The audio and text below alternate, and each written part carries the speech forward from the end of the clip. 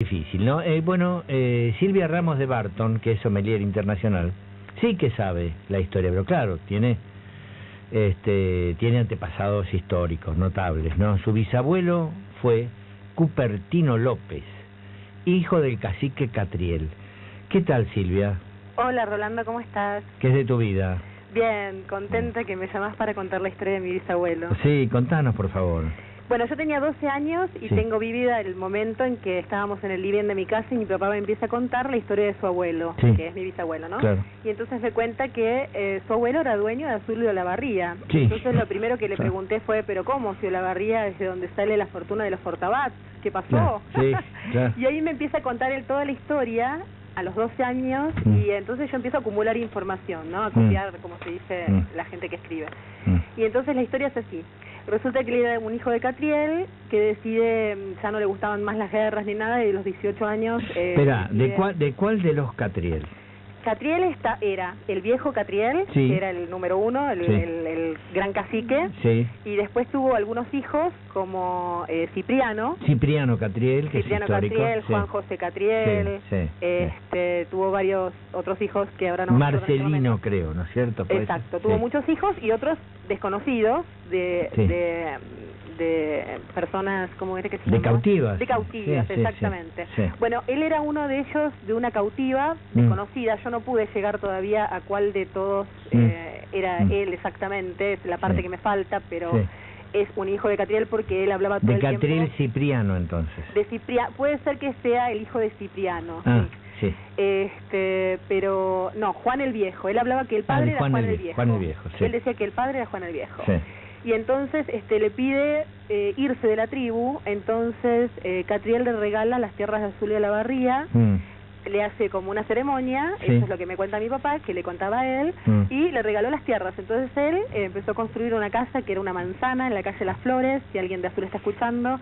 En la Azul. calle Las Flores, creo que 540 u 840 era la casa, toda la manzana era la casa, construye la casa con los amigos de él, los aborígenes, y les pagaba a todos perfecto, en forma perfecta, tenía mucho dinero, y entonces lo manda a llamar, se entera el gobernador Barceló de Buenos Aires, que fue famosísimo, de que este hombre tenía 2 pueblos, era dueño de 2 pueblos en la provincia de Buenos Aires, entonces lo manda a llamar, y esa es la escena más impactante de toda la historia, ¿no?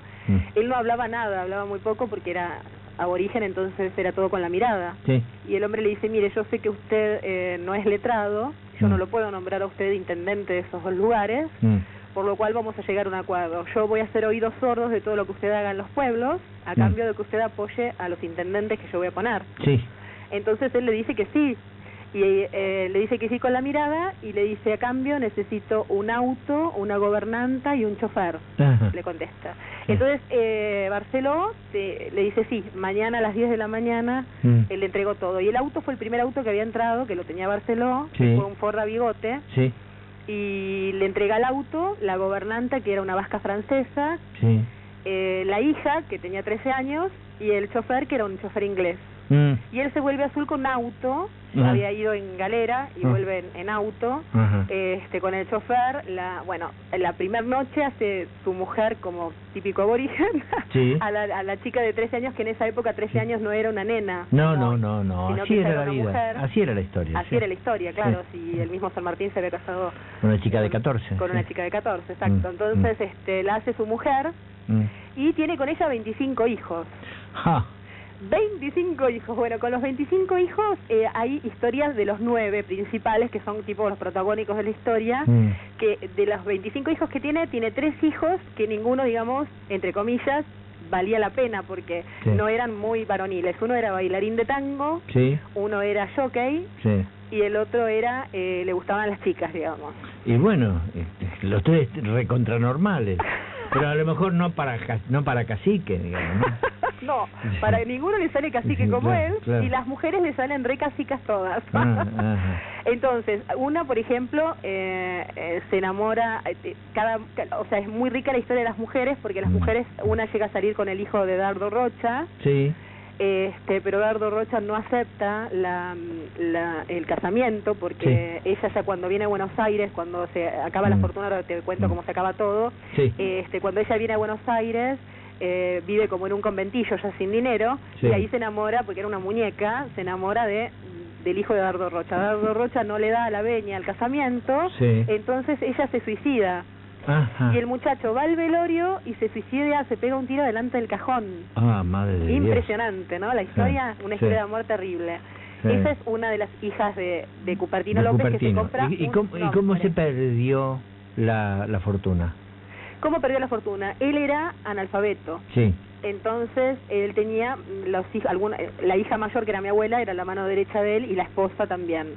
La esposa era letrada, justamente, y era vasca francesa. El problema es que ellos, como a los 25 años de matrimonio, se pelean y no se hablan más. Ella le hace la venganza indígena, que es una vez que me ofendí no te hablo más, no te dijo más la palabra, no existís más, porque resulta que él era dueño de todos los caballos, era el dueño de todos los caballos de todas esas zonas, era el dueño de los prostíbulos, dueño de todo, era el dueño de las casas, de todo, súper rico. Entonces ella era la que iba y cobraba los alquileres, ¿no? En una de esas venía el Pellegrini, entonces viene un tipo muy vivo que le dice, mire, vamos a hacer una cosa, usted tiene una yegua ganadora que es impresionante, gana por 25 cuerpos, es una cosa impresionante la yegua que usted tiene, vamos a llevarlo al Pellegrini, pero para ganar el Pellegrini lo que tenemos que hacer es perder 2 o 3 carreras antes, para que la gente no apueste a la yegua, apostamos todos nosotros y ganamos una fortuna, le dice, ¿no? Entonces el hijo era el jockey de la...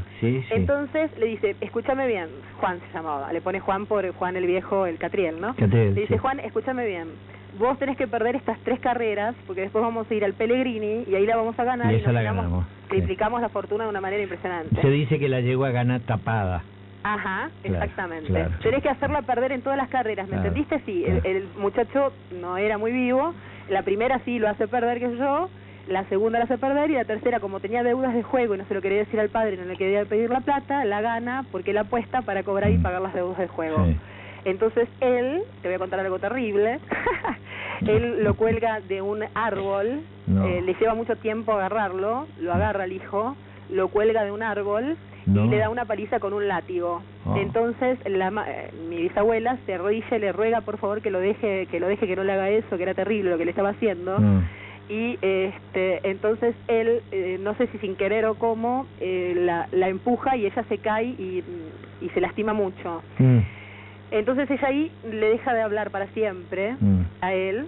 Y después sucede, pero él la adoraba, tenía locura con ella, tenía un amor impresionante, un amor silencioso, ¿no? Sí. Y entonces con él, un día ella se va a cobrar los alquileres y tenía que enganchar un caballo en el sulky. Iba con las nietas.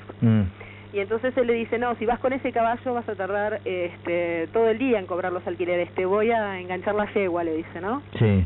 Y ella como no le hablaba, no le pudo contestar nada. Entonces, bueno, la yegua se desbocó en el tiro federal. Sí. Y entonces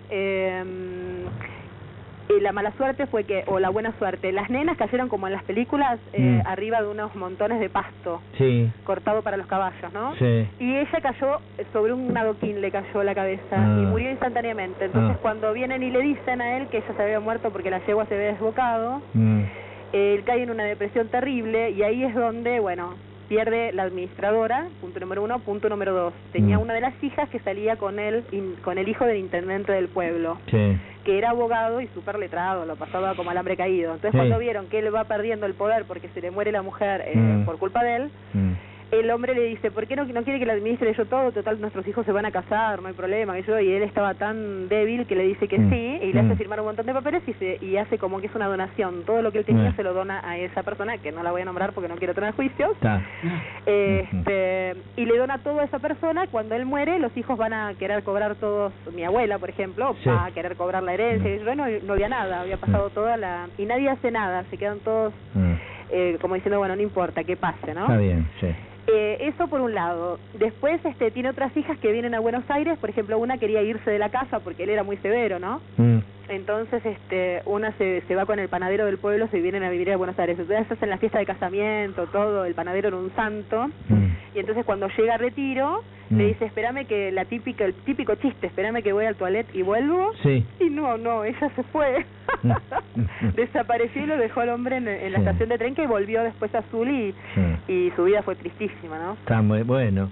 Bueno, Silvia, las historias de los caciques, muchos caciques, sobre todo caciques argentinos, o sea, tehuelches o pampas, es más o menos así, muchas de estas. Vamos a, para que nos llamen y nos aclaren, porque seguro que alguna gente que vive en Azul está escuchando y conoce más o menos la historia. Esto transcurre en Azul.